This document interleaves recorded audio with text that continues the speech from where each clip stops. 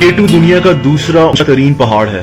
सतह समंदर से 28,251 फीट की बुलंदी पर मौजूद केटू पाकिस्तान के गिलगित बल्तिस्तान के इलाके में मौजूद है। केटू दुनिया के ऊंचे तरीन पहाड़ माउंट एवरेस्ट से सिर्फ चंद 100 फीट छोटा है, लेकिन माउंट एवरेस्ट के मुकाबले में केटू को सर करना दुनिया के हर कोपहमा का ख्वाब है, क्योंकि केटू की चोटी तक पहुंचना इंतहाई मुश्किल काम है। इसकी वजह केटू का मौसम और इस पहाड़ की स्टीपनेस है। ये पहाड़ बेहद सीधा है।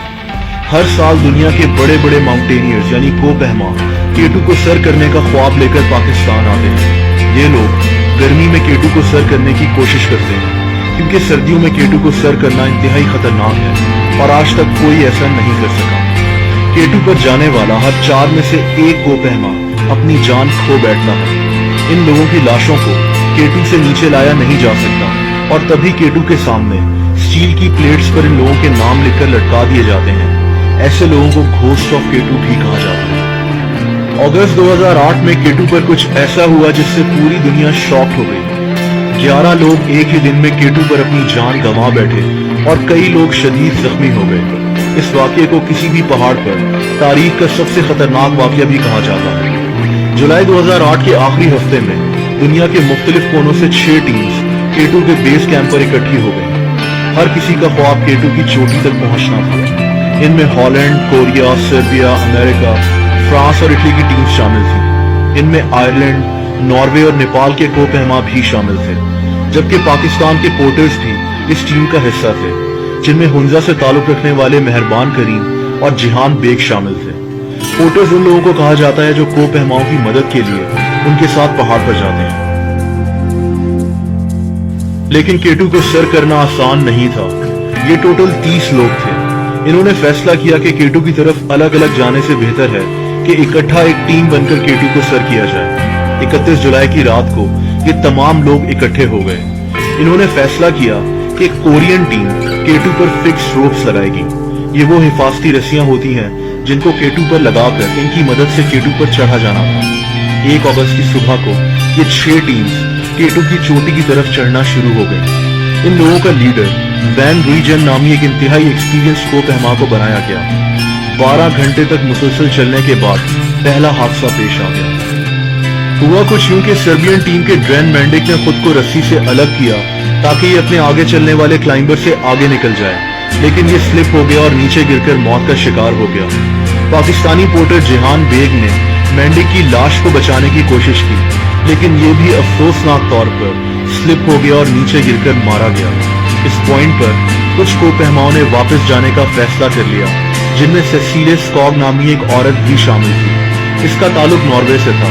ये एक बहुत माहिर कोपहमा थी। ये अपने शौहर रॉल्फ बे के साथ केटू को सर करने के लिए आई थी और इनकी शादी को सिर्फ 1 माह हुआ था। इसका शौहर रॉल्फ बे उस वक्त केटू के एक ऐसे हिस्से से गुजर रहा था जहां बर्फ के बड़े बड़े पहाड़ बने हुए थे। ये जगह इंतहाई खतरनाक होती है, क्योंकि यहाँ से बर्फ पिघलकर अक्सर नीचे गिरती है। रॉल्फ की बदकिस्मती ये थी कि ये जो ही इस जगह से गुजर रहा था, उसी वक्त एक बहुत बड़ा बर्फ का हिस्सा टूटा, जिसके नीचे ये दब गया और मारा गया। इसकी बीवी थोड़ा ही नीचे से अपने शौहर को मौत के मुंह में जाता देख रही थी। दोस्तों, इस सूरत हाल में कोई कुछ नहीं कर सकता। किसी की लाश को भी रिकवर करना खतरे से खाली नहीं होता। कुछ घंटा पहले पाकिस्तानी पोर्टर जिहान बेग भी इसी तरह मौत के मुंह में गया था। केटू की चोटी के इतने नजदीक आकर अब लोग वापस नहीं जा सकते थे। 3 लोग मारे जा चुके थे, लेकिन इन लोगों ने अपना सफर जारी रखा। इस एक्सपेडिशन का लीडर वैन रूइजन शाम के 7 बजे केटू की चोटी पर पहुंच गया। इसके साथ 4 और लोग भी शामिल थे। दुनिया का दूसरा ऊंचा तरीन मकाम, अंधेरा और सर्दी ऐसी के लोगों के जिस्म अकड़े हुए थे और इस हालत में केटू से नीचे उतरना बेहद खतरनाक था। इनको नीचे कुछ टॉर्च लाइट्स नजर आ रही थी। ये कोरियन क्लाइंबर्स थे जो केटू की चोटी की तरफ बढ़ रहे थे। अचानक ये टॉर्च लाइट्स गायब हो गई। वैन रूइजन को काफी परेशानी हुई, लेकिन ये लोग नीचे उतरना शुरू हो गए। जिस बर्फ के पहाड़ के नीचे रॉल्फ बे आकर दब गया था, उसी बर्फ ने हिफाजती रस्सियों को भी तबाह कर दिया था। ये लोग अब बढ़ चुके थे। नेपाल का एक कोपहमा ज्यूमिक गोटे केटू के एक खतरनाक तरीन हिस्से बॉटल नेक में फंस चुका था।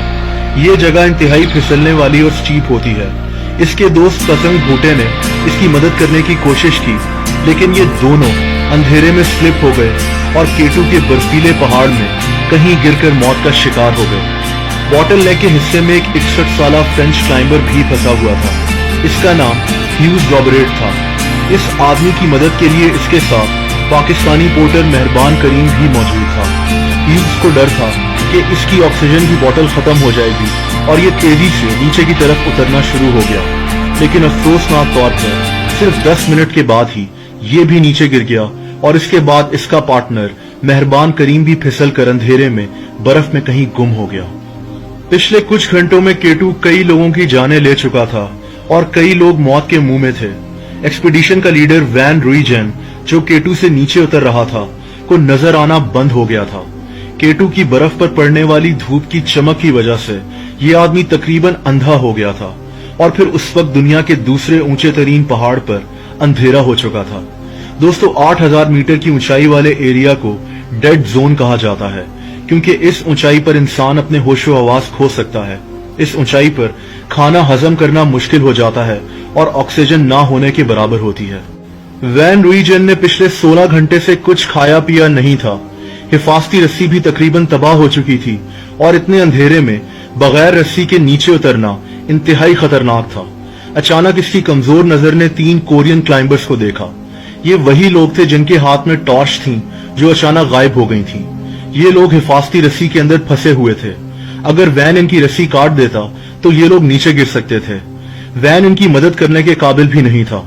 2 और क्लाइंबर्स, कॉनफोर्टला और मैकडॉनल्ड, भी यहां पहुंच गए। इन लोगों ने काफी देर तक कोरियंस की मदद करने की कोशिश की, लेकिन ऐसा नहीं हो सका। मजबूरन इन तमाम लोगों ने कोरियंस को छोड़कर नीचे उतरने का फैसला कर लिया। लेकिन फिर हैरत अंगेज तौर पर मैकडॉनल्ड, जिसका ताल्लुक आयरलैंड से था, फिर से ऊपर केटू की तरफ चढ़ना शुरू हो गया। इसने ऐसा क्यों किया, कोई आज तक नहीं जानता। ये ऊपर की तरफ चढ़ ही रहा था कि अफसोसनाक तौर पर एक एवलांच आ गया, यानी बर्फानी तूफान आ गया, जो मैकडॉनल्ड और 3 कोरियंस को अपने साथ बहा कर ले गया। इनकी लाशों का भी पता नहीं चल सका। अब सुबह के 5 बज चुके थे। एक्सपीडिशन का लीडर वैन रुइजेन, जो कि अपनी काफी बिनाई खो बैठा था, केटू पर ही सो गया। इसने थोड़ी बर्फ भी खाई ताकि इसकी बॉडी में पानी की कमी न हो जाए। इसको ठीक से दिखाई भी नहीं दे रहा था और इसको पता था कि इसकी मौत केटू पर ही हो जाएगी, लेकिन इसने अपनी आखिरी कोशिश करने का फैसला किया। ये आदमी 3 घंटे तक नीचे उतरता रहा।